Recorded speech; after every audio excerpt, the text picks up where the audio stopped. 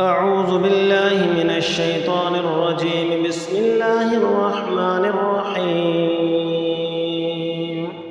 الحمد لله الذي أنزل على عبده الكتاب ولم يجعل له عوجا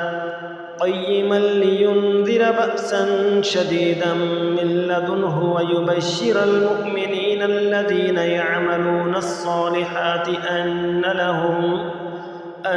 لهم أجرا حسنا ماكثين فيه أبدا وينذر الذين قالوا اتخذ الله ولدا ما لهم به من علم ولا لآبائهم كبرت كلمة تخرج من أفواههم إن يقولون إلا كذبا فلعلك باخع نفسك على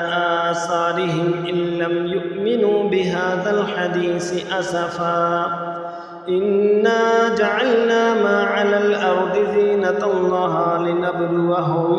لنبلوهم أيهم أحسن عملا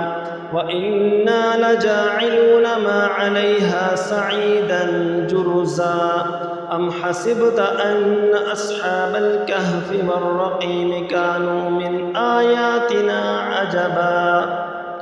إذ أبى الفتية إلى الكهف فقالوا ربنا آتنا من لدنك رحمة وهيئ لنا من أمرنا رشدا